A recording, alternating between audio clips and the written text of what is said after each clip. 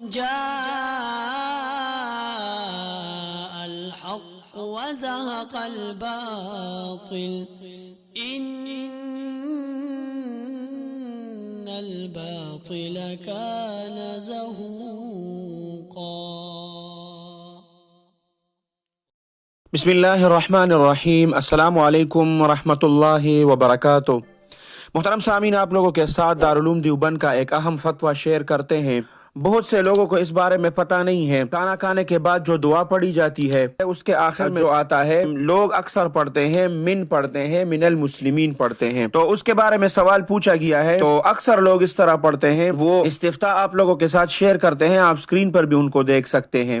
سوال پوچھنے والے نے پوچھا ہے کہ کھانے کے بعد جو دعا پڑھی جاتی ہے، الحمدللہ الذی اطعمنا وسقانا وجعلنا من المسلمین پڑھتے ہیں لوگ۔ تو اس کے بارے میں پوچھا گیا ہے کہ آیا ان حدیث کی کتابوں میں جو حوالے دیے گئے ہیں، ابو داؤد شریف کا، ابن ماجہ کا، اسی طرح تمام کتابوں کے حوالہ جات یہاں پر دیے گئے ہیں کہ ان حدیث کی کتابوں میں بغیر من کے ہیں، جبکہ لوگ من کے ساتھ پڑھتے ہیں۔ تو کیا صحیح ہے یہ؟ اس لیے دعا بغیر من کے پڑھی جانی چاہیے جیسا کہ حدیث میں موجود ہے۔ محترم سامعین، دارالعلوم دیوبند کے مفتیان حضرات اس کا جواب دیتے ہیں کہ کھانے کے بعد کی مذکور دعا تقریباً 10 کتب حدیث میں مذکور ہے اور ہر جگہ بغیر من کے ہیں، اس لیے بغیر من کے ہی پڑھنا چاہیے۔ محترم سامعین، اکثر لوگ ان کو من کے ساتھ پڑھتے ہیں، اس طرح پڑھتے ہیں، الحمدللہ الذی اطعمنا وسقانا وجعلنا من المسلمین پڑھتے ہیں۔ تو دارالعلوم دیوبند کا یہ فتویٰ اس لیے آپ لوگوں کے ساتھ شیئر کرنا ضروری تھا کہ احادیث کے کتابوں میں جس طرح آیا ہے تو من کے بغیر آیا ہے، تو اس لیے اس کو اس طرح پڑھنا چاہیے، الحمدللہ الذی اطعمنا وسقانا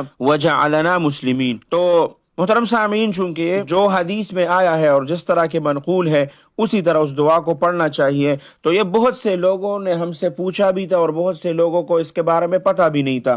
تو اپنے تمام مسلمان بھائیوں کے ساتھ شیئر کریں جو حدیث میں دعا آئی ہے، اور دارالعلوم دیوبند کے مفتیان حضرات بھی فرماتے ہیں کہ 10 کتب میں اس طرح آیا ہے تقریباً، اور حدیث کے مستند کتابوں میں۔ تو اگر حدیث کے 10 مستند کتابوں میں اس طرح آیا ہے تو پھر اس کو اس طرح ہی پڑھنا چاہیے، من کے بغیر۔